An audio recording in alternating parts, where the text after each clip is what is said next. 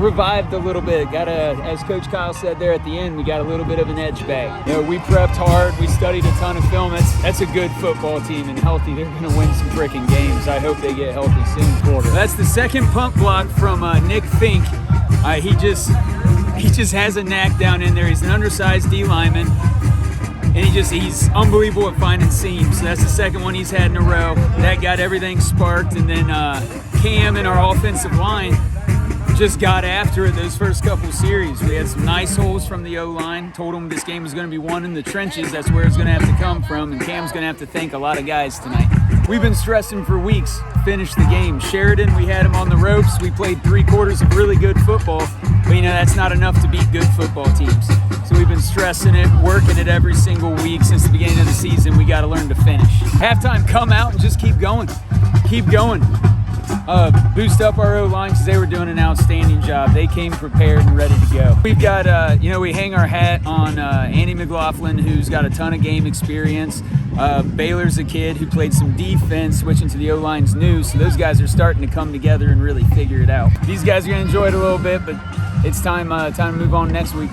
You know, credit to them, their kids and their staff. They played hard tonight and definitely deserve to win the game. And so, obviously for us, obviously we're banged up, but that's not an excuse. You know, we got to continue to step up. And sometimes when you take a loss like this, you gotta look hard in the mirror, and it'll start with me, trying to get our kids ready to go at a higher level.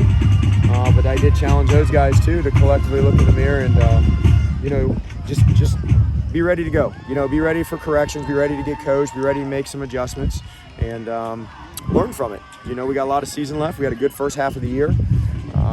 All of our goals are still attainable, other than going undefeated. And so we got to go 1 week at a time. We're entering conference play. The stakes get higher. The stakes definitely get higher. We got to go on the road again next week to Northwestern, and we got to play. We got to play at a much higher level if we want to continue to win football games. Yeah, I mean, we've been pretty good this year about eliminating big plays and creating them. And tonight we were on the flip side of that. And you can see that when big plays happen, not only does that create momentum, but it also hurts morale. And sometimes those are, and when they happen that fast, it was hard to overcome that. You know, I did think we settled down a little bit in the second quarter. Oh yeah. Went in at halftime 21-7. We don't give up the block punt. It's a 14-7 ball game. And that first drive, the second half, we got to stop. Got a couple first downs.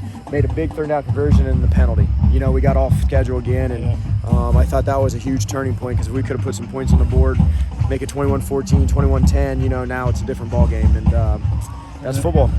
Just as you handle winning, you got to be able. As you handle adversity, you got to be able to handle winning. And tonight we're on the short end of it. We got to get into the film and learn from it. And to become a better team, sometimes you need your butt whooped. And it's never fun on being on that side of it, but we'll learn from tonight.